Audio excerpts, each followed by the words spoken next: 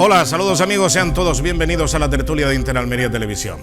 Bueno, hoy les vamos a hablar de algunos temas interesantes, por supuesto de la rebaja fiscal en Andalucía, que está dando mucho que hablar y especialmente ha levantado ampollas en Cataluña y no digamos nada en el gobierno central, en el gobierno de Pedro Sánchez.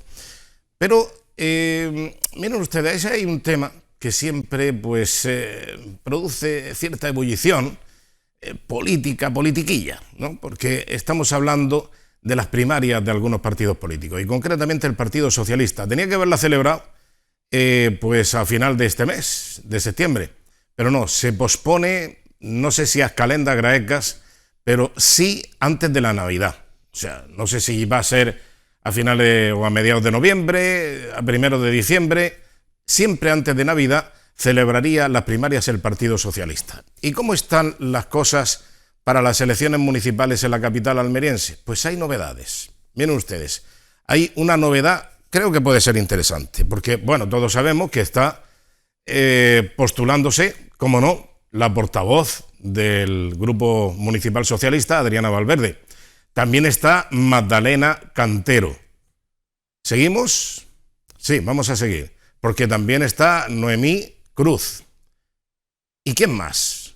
Porque ya no se postula ningún hombre, solo son 4 mujeres, 4, pero de momento llevo dichas 3. Y hay una mujer ahora también en liza, la 4ª, que sería Carmen Aguilar. ¿Saben ustedes quién es? Porque no se prodiga mucho en los plenos municipales, se prodiga algo en la Diputación Provincial, pero la única intervención, eso sí, no salió muy airosa que digamos, porque le refutó todo el argumento el concejal del equipo de gobierno municipal, Carlos Sánchez, por aquello del mantenimiento de las playas. Por cierto, Carmen Aguilar defendió que no se repusiera la arena después de los temporales en las playas de la capital almeriense. O sea, defendiendo al gobierno socialista. El gobierno socialista no tenía, que tiene todas las competencias, pero no tenía por qué reponer la arena después de los temporales, cuando el temporal se llevó por delante la arena de las playas de Almería. Bueno, pues esta señora es Carmen Aguilar. Ya le digo que aquí la tenemos en la entrevista con Rafa López en Interalmería Televisión y en algunas intervenciones, pero muy poquitas, en el Pleno Municipal. Yo no sé el grado de conocimiento que habrá en Almería sobre Carmen Aguilar. Eso sí, ya les digo que interviene más en la Diputación Provincial de Almería como diputada provincial, pero esta es la 4ª en liza. Es la 4ª posible candidata para las elecciones municipales de la capital almeriense por el Partido Socialista. Bueno, dicho lo cual, por cierto, esta noticia la ha avanzado Almería Noticias, un periódico digital almeriense que dirige Carmen López, que por cierto estará en breve con nosotros aquí también en la tertulia de Interalmería Televisión. Saludamos ya a nuestros contertulios. Jesús Hidalgo, muy buenas noches. Hoy te puedo llamar Antonio, porque estamos los dos solos, como Antonio. No hay problema. Exactamente, hay tertulias que coincidimos los 4 Antonios. El otro día fue parejo. Sí. ¿Qué tal? ¿Cómo lo ves? Bueno, yo no creo que, probablemente por eso responda a lo de retrasar las primarias en la capital. No creo que al PSOE ni a ningún partido le interese llegar con un abanico tan grande de candidatos, porque eso divide y reduce la fuerza del que al final gane. Es decir, optar entre 4 candidatos, no puede haber alguien que sea significativamente mayoritario, sino que probablemente se reparta mucha fuerza. Entonces yo creo que al final lo que se hará será pactar un número más limitado de candidatos y llegar probablemente como máximo con 2 o incluso con 1, para que sean unas supuestas primarias. Sí. Pienso yo, vamos, pero bueno, en política nada seguro y nadie tiene una varita mágica, ni mucho menos. Y bueno, sí sorprende lo que sean 4 y 4 mujeres. Sí. Menos, yo creo que ya la estrategia del PSOE en cuanto a la defensa, ultranza de ese feminismo ya un poco rancio, yo creo que ya no creo que tenga ya tanto sentido. Es decir, no tendría nada de particular que hubiera un hombre entre los candidatos y creo que probablemente... Por aquello de la igualdad, hombre. Cuanto menos, claro, seguro. De igualdad. O sea, que podían ser 2 y 2 perfectamente. Pablo Requena, buenas noches. Muy buenas noches. ¿Qué tal? ¿Cómo estamos? Muy bien. Sorprendido con esta noticia, de la que confieso que no tenía ni puñetera idea, de lo de Carmen Aguilar. Sí, los otros 3 nombres que se han dado, sí es verdad que han sonado, pero de Carmen no tenía ni idea. Así que, está bien esto de venir a la tertulia a recibir información fresca y novedosa. Yo a Carmen, en fin, es verdad que como política se prodiga más en Diputación, ella es diputada provincial, y por tanto yo en los plenos pues sí interviene de vez en cuando, pero no todo lo que intervienen otros concejales del PSOE. Sí sé dos cosas. Una, que es abogado y que cuando ha ejercido no lo ha hecho mal del todo. Los servicios jurídicos del Ayuntamiento de Almería saben de lo que hablo. Y también sé, por lo que me cuentan, y me lo cuenta gente de la que me fío... Se ha perdido una magnífica oportunidad para defender la teoría socialista de la diferencia que hay entre la propiedad y el uso de una vivienda. Y el allanamiento de morada, lo hizo Ruano, que lo hizo brillantísimamente. Quizás esa intervención debería haberlo hecho ella. Exacto. Y le hubiera ido mejor al PSOE. Pero a lo mejor no intervino ella, no lo sé, pero a lo mejor no intervino por lo que iba a decir. Y es que Carmen Aguilar, por lo que a mí me llega, no tiene mucho afecto dentro del actual Grupo Municipal Socialista. Onda. Cuenta. Lo que a mí, yo te digo que a mí gente me dicen que, bueno, no con todo el grupo municipal, pero sí hay concejales del grupo municipal que no tienen una buena relación con Carmen Aguilar, hasta donde yo sé. ¿Que son hombres o mujeres? Bueno, si es que yo ya no sé, porque esto como el sexo fluctúa ahora y a lo mejor mañana yo me digo que soy mujer y... Es que fluye. No lo sé. Bueno, es muy fluido todo esto. Bueno, ¿qué tal? ¿Cómo está Rafa Martos? Muy bien. Y de momento no tan sorprendido por la cantidad, ni desde luego porque sean todos mujeres, porque tampoco me sorprendería que fueran todos hombres. Claro. Quiero decir que yo no... Bueno, pues son 4 mujeres, pues a lo mejor en otro partido, no sé, por ejemplo Vox, si hubiera primaria, a lo mejor se presentan 2 hombres. No sé, quiero decir, que ese tema es el que menos me llama la atención. Ahora bien, entre otras razones, fíjate, porque también hay que ver que el Partido Popular, que ya tiene candidata, es una mujer. Por ahí también tienen más fácil en otras formaciones políticas postular mujeres en las elecciones. Pero claro, hablabais de si tienen estas candidatas más posibilidades o menos, si son más conocidas o menos, incluso de los afectos que pueda haber dentro del propio grupo municipal. Creo que eso no tiene mucho sentido, porque lo importante es la militancia, es decir, quien va a votar es la militancia de la capital, ni siquiera de la provincia, sino de la capital. ¿Eso qué quiere decir? Que las 4 son muy conocidas y participan mucho en aquellas cosas que tienen que ver con la capital. Entonces, hemos visto incluso en elecciones anteriores cómo el propio grupo municipal ha estado dividido entre los partidarios de Susana Díaz y de Pedro Sánchez, pero además partidos por la mitad claramente que se han presentado en primarias y el grupo ha seguido, y que luego todo esto yo creo que va más bien, como decía Antonio antes, pues irán reconfigurándose, y aquí todo lo que quieren es ir en la lista, porque como saben que serán poquitos, la manera de ir en la lista es esa: me presento, tendrás que negociar conmigo para que mis apoyos vayan hacia ti, pero hombre, méteme la 2, méteme el 3, yo coincido con Pablo lo que decía anteriormente, y es verdad que Carmen Aguilar tiene un perfil más técnico que el resto de compañeros del grupo municipal. Si no me equivoco, creo que además es técnico de administración general, y su intervención lo deja bastante claro, bastante manifiesto, es decir, conoce bien la administración pública y sus posiciones son de un nivel técnico considerable. De hecho, seguro que hubiera estado a años luz en la exposición de derecho a propiedad que hizo Ruano, tal como indicáis.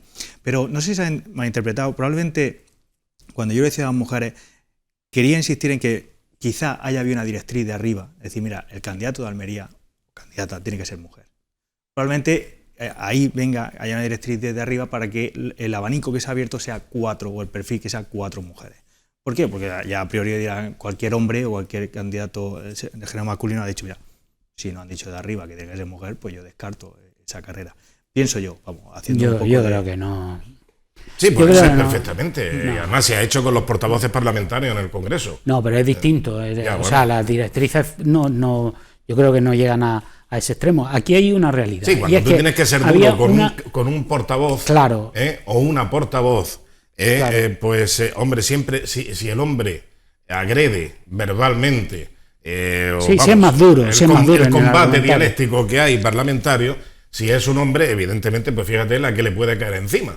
Ahora, si lo dice una mujer con los mismos términos, evidentemente. Aparte lo decía Rafa, más es cuando normal, partimos de que es María moralista. Vázquez va a ser la del Partido Popular. Claro. Con lo cual, yo claro, creo... no, pero yo te decía porque, mira, aquí, antes de saber lo de María Vázquez, ya estaba claro que Adriana Valverde iba a querer ser candidata de nuevo. Parecía obvio, ¿no? O sea, el PSOE ya tenía de entrada una candidata mujer. Noemí también estaba clarísimo. ¿Es Noemí o Noemi? ¿O Naomi? Naomi, desde luego, no. Yo creo que es Noemí, creo que lleva tilde en la I. He puesto yo Naomi Cruz. Estaba también pero contado es que. Noemí. Ah, claro, Noemí. Es aguda, la palabra, digo. Noemí. Sí. No, y también pero tiene santo. ¿Existe Santa Noemí? Yo me pierdo. ¿Noemí? No. Yo me pierdo. Noemí. ¿Qué tiene que ver Santoral con los nombres? Digo yo, no, hombre, tendrás que tener un santo para celebrar el día de Santa Mi Noemí. hija se llama Azahara y no tiene santo. Ya, pero también puede estar, yo que sé, Flor o Azucena. Claro. No sé si eso tiene... Pero No, vamos, Noemí sí me suena a mí del Antiguo Testamento. No sé si probablemente era un familia de Ruth. judío, probablemente será un nombre judío. Claro, es judío, sin duda. Pero que te decía eso, ¿no? Hay que mirar la ahí geografía a ver si viene Naomi. Estaba La leyenda claro dorada. que ella que esta también, ¿no? Entonces ya tienes dos. Y ya te digo, y luego tienes los casos de quienes buscan estar arropados, ¿no? Claro. Pero bueno, también aquí entra en liza otra cosa que no tenemos que perder de vista. La batalla entre susanistas y sanchistas sigue ahí, como el dinosaurio de Monterroso. Y no tenemos que olvidar que, por mucho que se intente dar la imagen de otra cosa, aquí en Almería el líder provincial de los socialistas, que es Lorenzo, es susanista. Y querrá poner a alguien de su palo, que me imagino que será Noemí. No lo sé, a lo mejor estoy yo perdido. Me imagino que Noemí es la representante de ese sector susanista. Adriana, obviamente, estuvo apoyando a los sanchistas cuando se produjeron las primarias. Magdalena Cantero, al estar más metida en el movimiento vecinal, yo me pierdo un poco con ella. No sé ya si es más sanchista, más susanista, más de dónde es. Y con Carmen Aguilar me pasa un poco igual. No sé si es más verso suelto y va a su bola o tiene cercanía con alguno de los dos bandos. Admito que me pierdo. ¿Pero tú crees que subsiste una corriente, la susanista, una corriente de una líder que está ya definitiva? Hoy se llama susanismo, antes se llamaba guerrismo, antes se llama tal. No, pero yo eso siempre ha habido familias. Pero, Y hoy sigue habiendo familias. A ver, para mí lo que está es los que están con el que manda. Bueno, sí, de paje. Hombre, porque, no, yo digo ¿por qué otra cosa iba a ser? ¿Por qué otra cosa iba a ser si no por paje?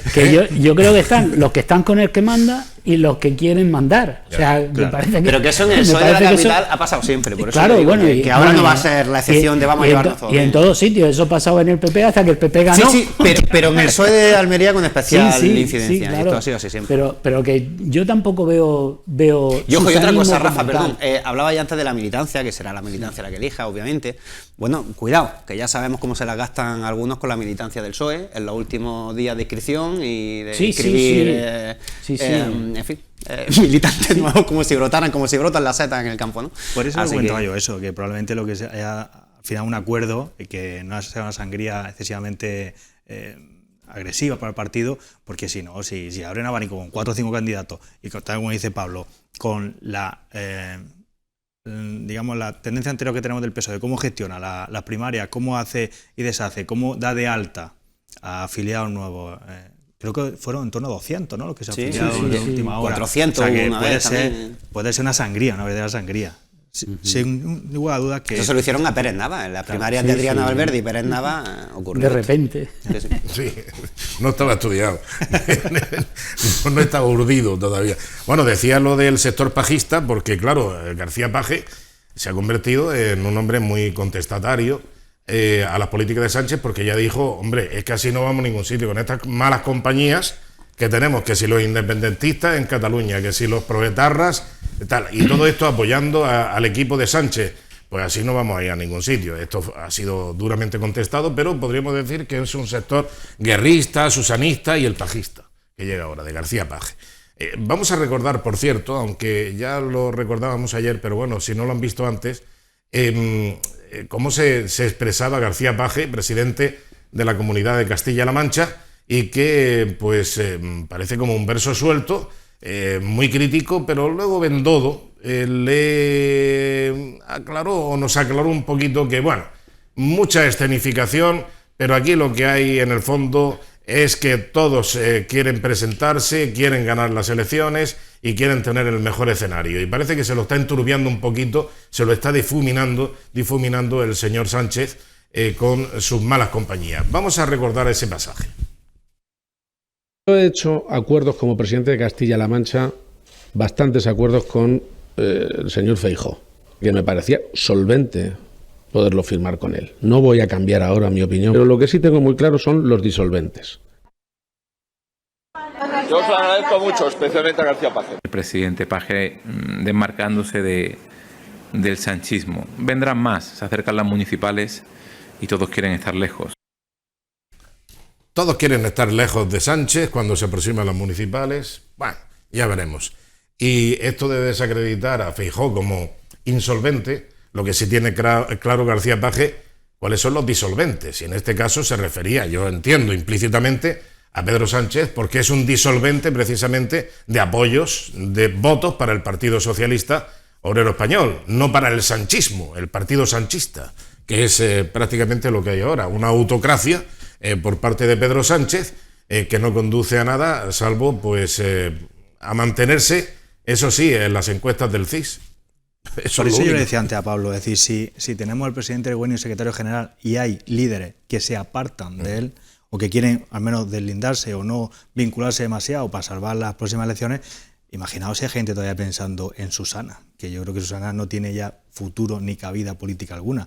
Es decir, yo creo que tal como te indicaba, aquí lo que hay ahora es la corriente del PSOE de Pedro Sánchez, que está condenada a estrellarse, y quien quiera apartarse de esa versión socialista y recuperar, probablemente sea más viable una corriente gonzalista o de Felipe González, recuperar la esencia del PSOE anterior, que pensar en otra más recientes que no tienen ya ningún sentido. Bueno, ¿a quién quiere recuperar ahora la esencia griñanista? Cuidado. Sí, bueno, con esto de indulto de la firma también, claro. Una cosa a mí me parece... A ver, es que como echamos memoria a González, democrática, ¿no? Memoria a Alfonso Guerra, vamos a dejarlos mejor donde están. Vamos a dejarlos mejor donde están, porque yo cada vez que oigo a alguien hablar bien de Alfonso Guerra o Felipe González, digo, pues debo ser muy viejo. O cómo serán los otros que han venido después, Rafa. Yo me acuerdo de tantas cosas, pero de tantas, incluso he leído cosas de la época de la transición, no ya de después, de cuando ya gobernaba. No voy a hablar de los muertos del GAL, no voy a hablar del uso del Mister, no voy a hablar de los enormes casos de corrupción, no voy a hablar de las traiciones a los saharauis, no voy a hablar el dinero, bueno, de la OTAN de entrada, no voy a hablar de todas esas mentiras. ¿No crees que Zapatero y Sánchez han mejorado? No. Es que comparándolo con lo que hay ahora... Yo lo que digo es que la postura del PSOE ha sido llegar y mantenerse. O sea, los socialistas, por ejemplo, un tema que sabéis que a mí me gusta y me apasiona, ¿no? El tema de la autonomía de Andalucía. Los socialistas eran opuestos. O sea, los socialistas eran los que no querían autonomía para Andalucía. Ellos eran los que pactaban con los vascos y con los catalanes, por ejemplo. Y sin embargo, cuando ya vieron que aquí la gente lo que quería era autonomía, ¡pac!, cambiaron. Y ahora parece que la autonomía existe gracias a ellos, ¿no? El Partido Socialista Andaluz existió, claro.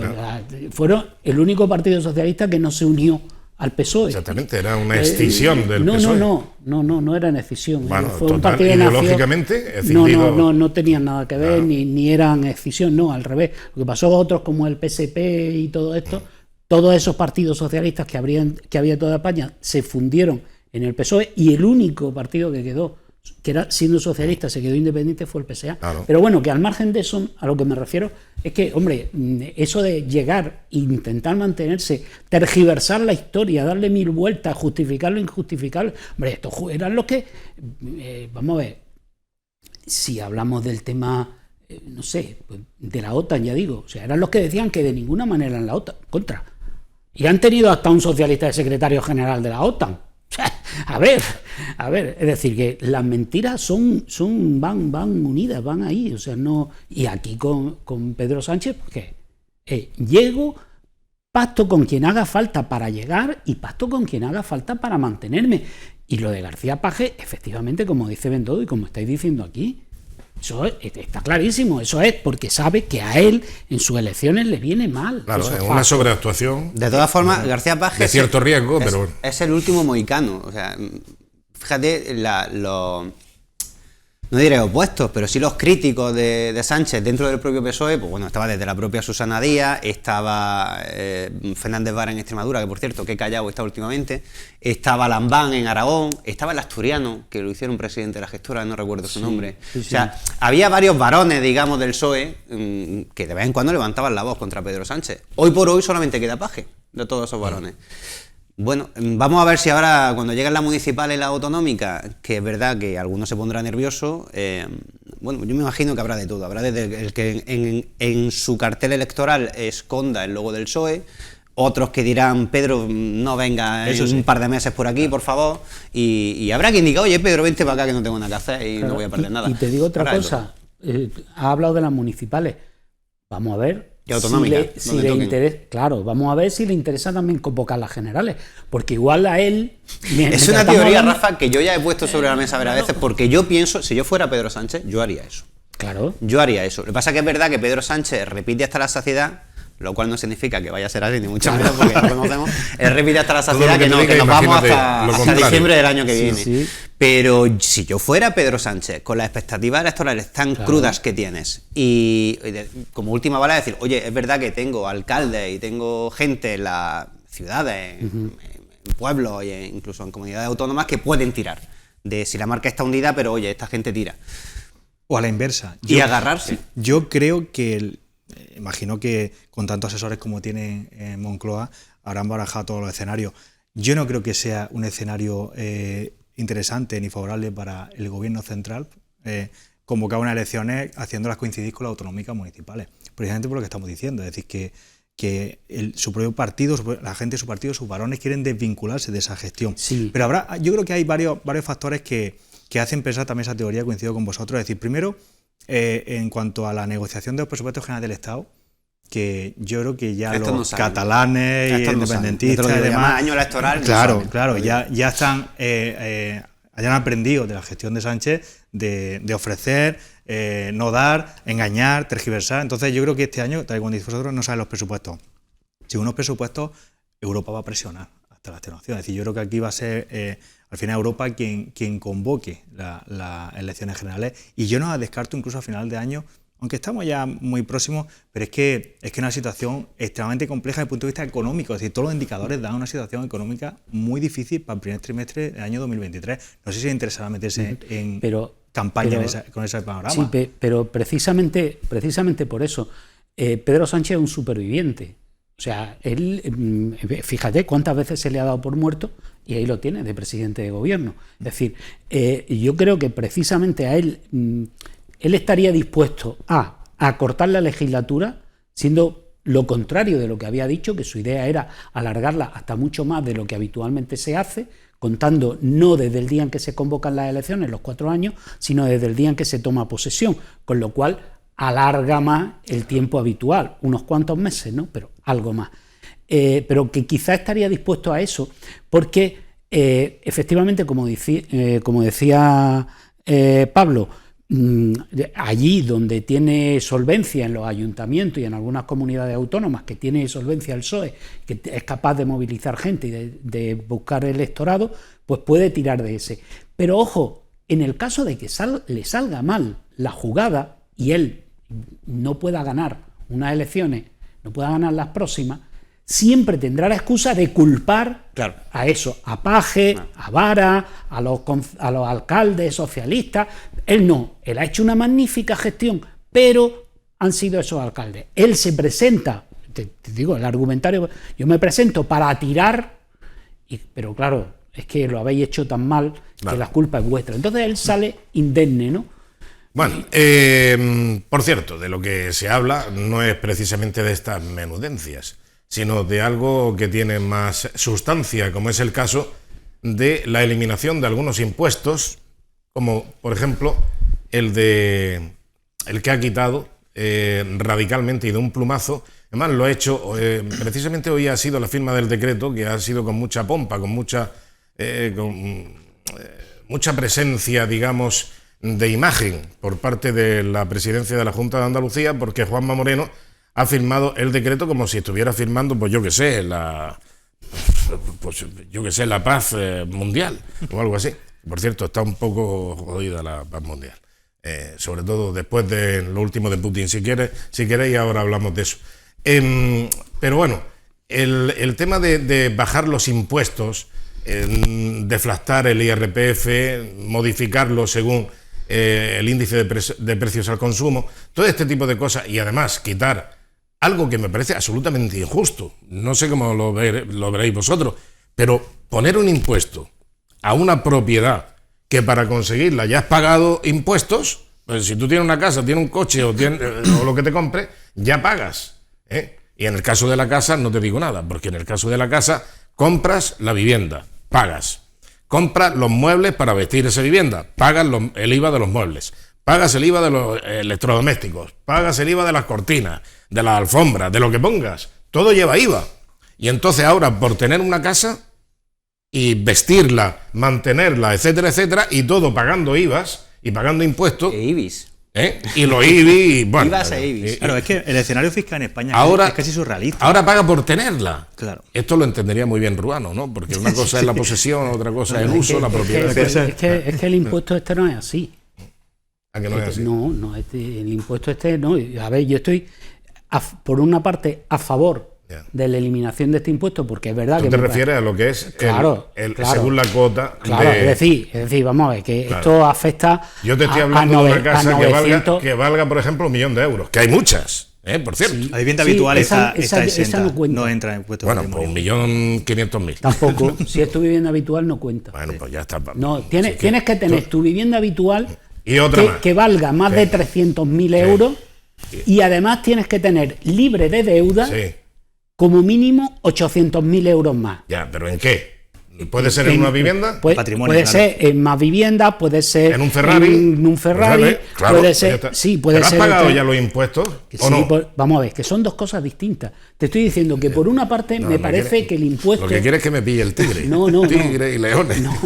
No, lo que digo es que a mí me parece que ese impuesto, como el IBI, que cobran los ayuntamientos, y algunos lo tienen muy alto, como el de Almería, diciendo a la vez, yo que recuerdo esto perfectamente, diciendo al concejal Juanjo Alonso que están en contra de ese impuesto, pero oye, el que lo sustituye lo ponen en el grado máximo, ¿no? Pues está en el 0,46, teniendo en margen mínimo el 0,4. Vete a Vica, que está en el 0,6. Claro. El tope máximo, o sea que... por eso te digo, o sea, se puede bajar, se puede eliminar, se puede quitar impuestos como el IBI. El IBI es lo mismo que el impuesto de patrimonio. Es decir, tú ya tienes tu casa y, oye, ¿por qué tengo que pagar por mi casa que ya he pagado por ella?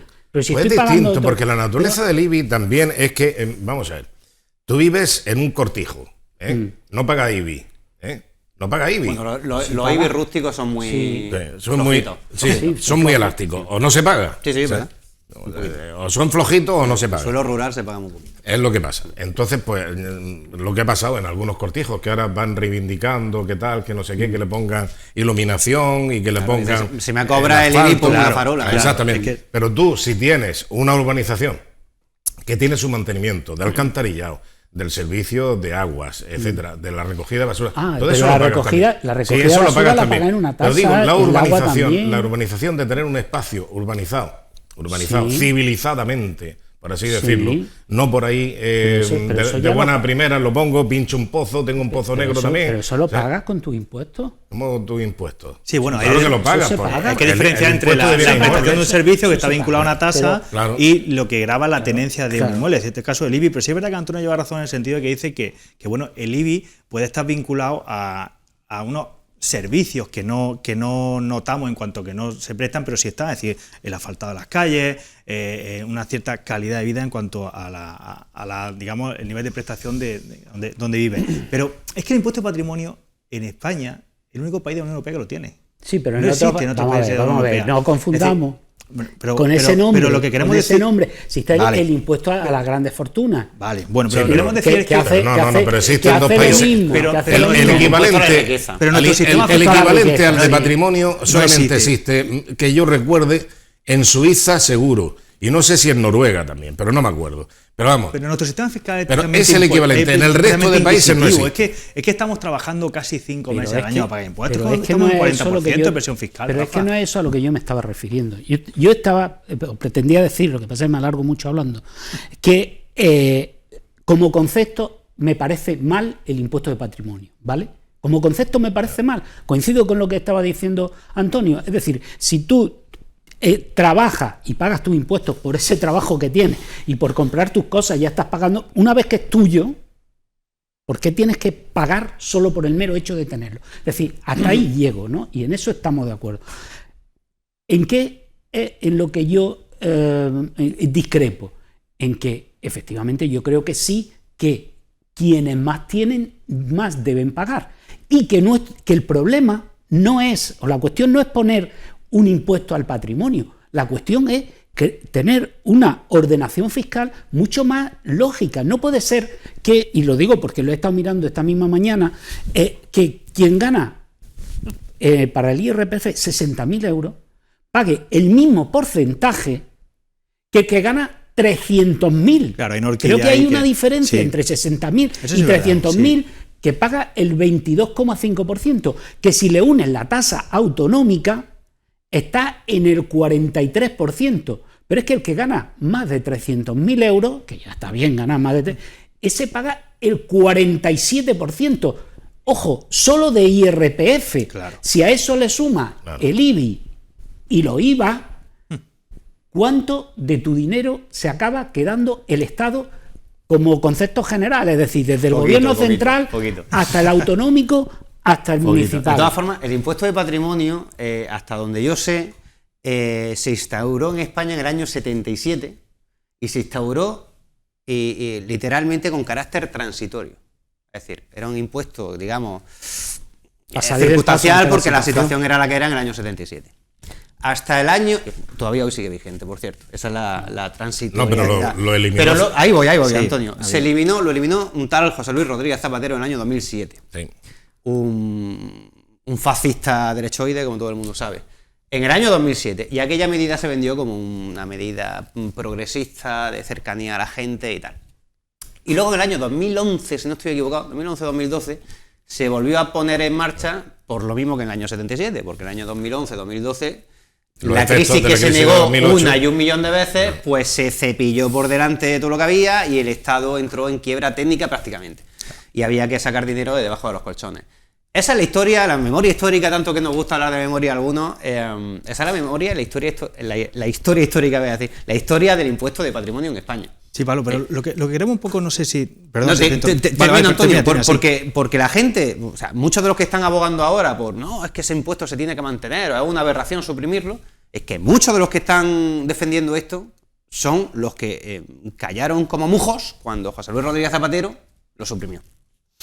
Ya está. No callaron. Es que lo Estaban- aplaudieron. estaban hombre, Aplaudieron. defendiendo totalmente esa Es que esa iniciativa es la esencia del progresista. Partido Socialista. Es decir, aquí se defiende, por poner un ejemplo, volver a lo mismo a la mujer, salvo que la mujer atacase a Macarena Olona, que ya no pasa nada, porque es de Vox, por poner un ejemplo, ¿no? Pero bueno, lo que quería decir, al hilo de lo que comentaba Rafa, estoy totalmente de acuerdo con él. Es decir, lo que tratamos de sacar de esta conversación es que hay impuestos lógicos, con independencia que nos guste más o nos guste menos pagar impuestos, y hay otros que no tienen lógica ninguna. Es decir, al igual que el impuesto Hombre, de yo un tío que patrimonio... tiene 4 casas, Antonio, 4 casas de 2 millones cada una, Que se le cobre un poquito por cada casa no me parece mal. Pero tú digo sabes la sinceramente. cantidad de impuestos que paga ese hombre para tener 4 casas. Sí, y lo que le cuesta tener esas 4 pero casas. que sí creo, y además está recogido así en la Constitución, no me sale la palabra ahora. Sí, el que más tiene, más paga. Sí. Pero existen impuestos que te graban una capacidad económica. Ahora, que piensan de los que el impuesto cuanto más bajo, mejor. Claro, el IRPF, yo gano tanto y en función de eso tributo. Eso es. Pero grabar la tenencia de ciertos bienes que ya están grabados con otros por la adquisición. Sí, la duplicidad. Es decir, por ejemplo, y eso hay que sumarle el de plusvalía. Es decir, si tú te enajenas es que a ese al que me refería cuando antes he hablado del tema de Juanjo Alonso en el pleno que se por eso imaginaba que que la plusvalía que se ha eliminado, se ha sustituido por otro impuesto, y claro, a mí me sorprendió escuchar al concejal que estamos en contra del impuesto de plusvalía, pero sin embargo el que lo sustituye lo ponemos en el tipo más alto. Digo, pero no tiene mucha lógica, ¿no? Pero es que además de plusvalía es especialmente inquisitorio porque pues, yo lo vi en primera persona, en Vica está al 30%, pero ya no solamente al 30% del valor de enajenación, venta, sucesión, lo que sea, sino de valor catastral.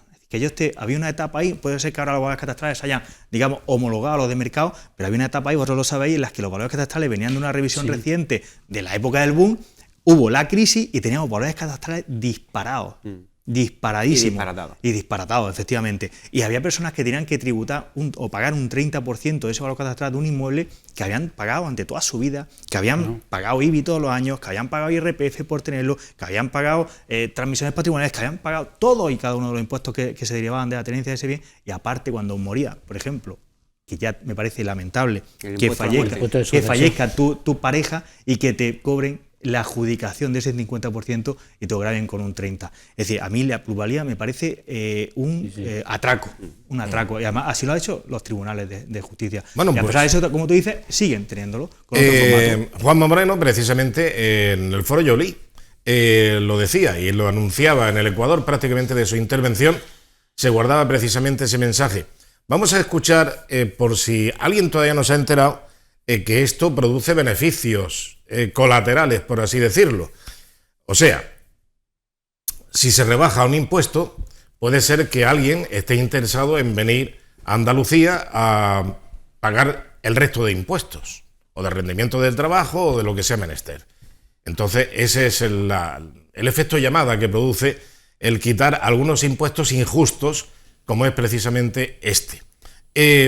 Vamos a escuchar, porque lo dice muy clarito y lo explica perfectamente Juanma Moreno antes de concluir que iban a quitar impuestos y, no obstante, tendrían más ingresos fiscales en la Junta de Andalucía y, por lo tanto, para repartir y para invertir y para gastar en el gasto social que tanto se preconiza por parte de la izquierda. Vamos a escucharle. Hemos analizado la evaluación del impuesto de patrimonio en Andalucía. En los años anteriores hemos comprobado que supone un freno para la inversión este patrimonio. En el último ejercicio, voy a dar un dato real, de los 20 contribuyentes que más impuestos pagan por patrimonio, la mitad se trasladaron fuera de Andalucía. La marcha de estos 10 contribuyentes supuso una pérdida de 3,5 millones de euros en el impuesto sobre patrimonio. Y lo que es más grave, la pérdida de 14 millones de euros en IRPF. Queremos favorecer que determinadas rentas, que ya pasan largas temporadas en nuestra tierra, fijen su residencia en Andalucía, contribuyendo con sus impuestos en la comunidad. También queremos aprovechar las oportunidades que nos ha brindado el teletrabajo. Todo el mundo sabe que hay profesionales y altos ejecutivos que, como consecuencia de la pandemia, se instalaron de forma coyuntural en Andalucía y están considerando fijar su residencia si las condiciones tributarias son atrayentes. Con menos impuestos, aumentamos los ingresos en más de 1.100 millones de euros la pasada legislatura, desde el año 2019 al año 2022. Esto nos permite tejer una red de protección social para los andaluces y aumentar, gracias a esa nueva recaudación, las políticas sociales, sanitarias y educativas. Nuestro objetivo es seguir aumentando la recaudación, bajando impuestos. Por todo ello, les anuncio que suprimiremos el impuesto de patrimonio en Andalucía. Bueno, lo ha explicado al principio y además Pues pone el debo ejemplo, o ser sea, muy- por debo 10 ser muy torpe, 10 muy millonarios torpe. que se van de Andalucía, ¿por qué? Porque los espantan con 3 millones que dejan de pagar, se van por 3 millones de impuestos de patrimonio. Y luego, ¿qué es lo que pasa?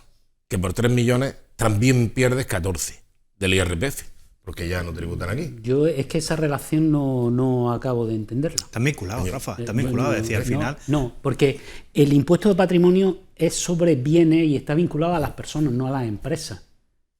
O sea, es que la relación que hace el presidente de tener, entre comillas, millonarios en Andalucía o que se nos van los millonarios de Andalucía, no veo que tenga nada que ver con el tema de generar más empleo. O sea, cosas ¿Cómo más distintas. empleo? Claro, ni de recaudar más. Lo que Ni buscan recaudar es más. que haya una instalación de domicilio fiscal de empresas, de empresarios Bien. y de gente aquí en Andalucía.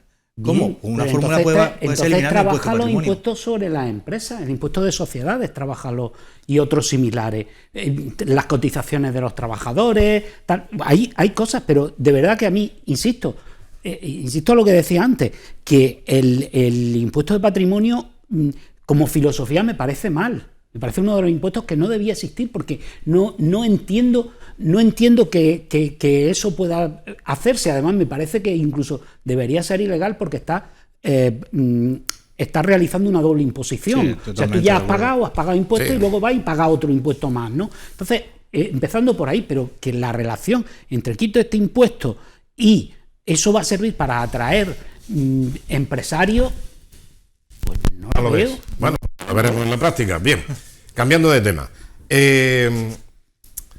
Lo que sí se han llevado mucho dinero ha sido de los ERE, de los ERE fraudulentos. Una poquita.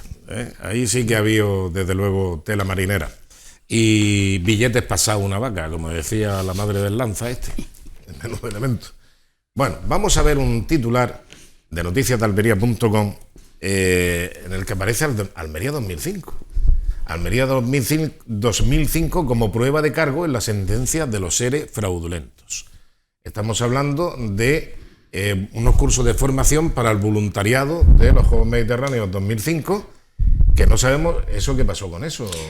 Rafa. Pues ¿Se eso hizo? ya ¿Llegó a feliz término? en otra información que di hace ya tiempo, saqué el expediente de lo que... y no se hizo. O sea, de hecho, no en esta sentencia, sino en otra anterior, se indicaba que no se había encontrado ninguna prueba de la existencia de esos cursos. Uh-huh. O sea, el dinero se dio, 180.000 euros, 30 millones de pesetas, pero no existen pruebas de que aquello se llegara a hacer. ¿Y quién se llevó? ¿Quién se llevó pues el eso dinero?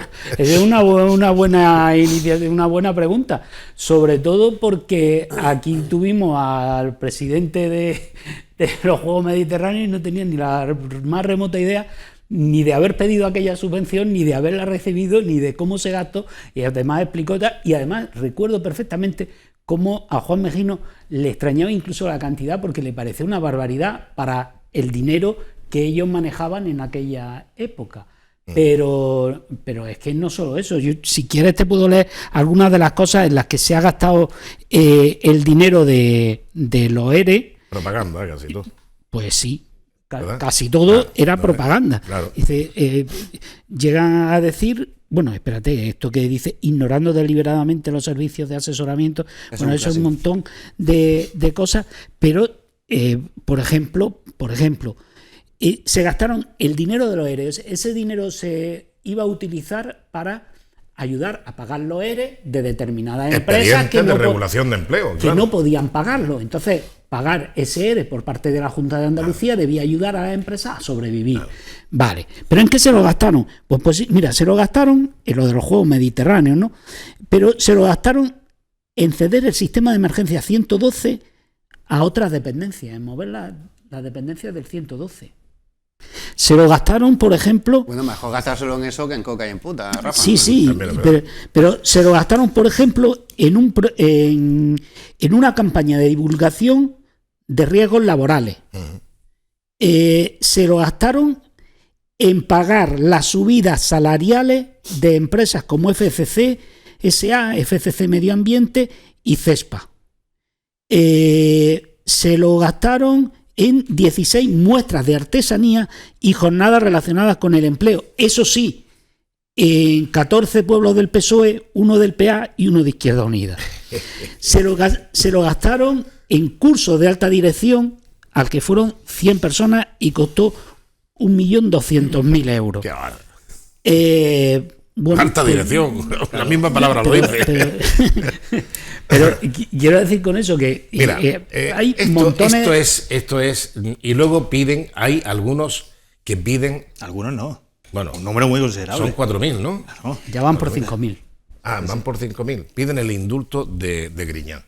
Y el de Chávez no lo pide nadie. El de Chávez no lo pide nadie, no. Lo que pasa es que hay una prisión, claro. Es que hay inhabilitación sentencias distintas, claro. Pero el hombre ya está jubilado. Pero si es que son inocentes, que bueno, también. Ya.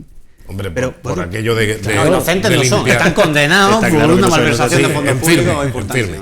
Lo que pasa que, claro, cuando ves estas cosas, y por ejemplo, es que, claro, ahí se ha escapado también de Rosita Zapatero, porque Zapatero, por ejemplo, con el plan E, que fueron casi 10.000 millones de euros.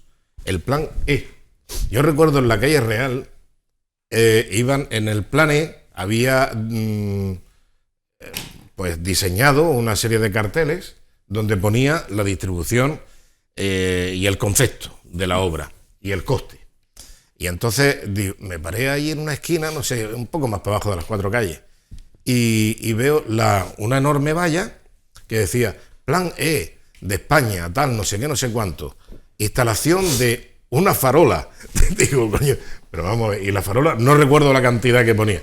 Digo, pero si vale más el cartel que la farola. Sí, yo recuerdo. Yo creo que el plan E se lleva el récord, y perdonad que insista, y la rotonda del mármol de Vica casi 1 millón de euros. Exactamente. O sea, pero lo peor es que también hubo, no sé si era en Albatera, en la provincia de Alicante. Ya no sé si era Albatera exactamente, pero en fin, por allí. Un piano de mármol. Hicieron un piano de mármol. Un piano, pero a tamaño natural, de mármol. Y eso estaba dentro del plan E. O sea que no me extraña para nada, cursos de alta dirección de 1 millón y pico de euros, 100 personas. ¿A cuánto toca cada uno? Pues si eran 100 personas y le 10.000 euros cada uno. 1.200.000. Bueno, pues 12.000 euros por barba. Yo pensaba que fueron 680 millones de euros malversados. Hay casi 60 piezas separadas de la principal en el caso de los ERE. Es que esto, digamos que enlazándolo con la primera parte que comentábamos del tema de la presión fiscal, si a la Junta de Andalucía le suma a una rebaja fiscal y aumento de ingresos por la subida de actividad, también le suma a una gestión relativamente eficiente, dejando de robar, de malversar y de despilfarrar, bueno. Es fundamental eso. Claro. Sí, eso es como cuando debates sobre política fiscal con alguien de izquierda y te dice, no, es que la izquierda hay que subir los impuestos y tal. Digo, vale, bien, pero ¿por qué no empezamos por reducir el gasto y gestionar mejor? Claro, cuando reduces el gasto y gestionas mejor, oye, si además hace falta que paguemos más, lo pagamos. Pero vamos a empezar por el principio, no por el final. Bien, vamos a hacer un breve paréntesis para parar ya de hacer las cuentas y enseguida volvemos con otros asuntos. Así que volvemos enseguida. Hasta ahora.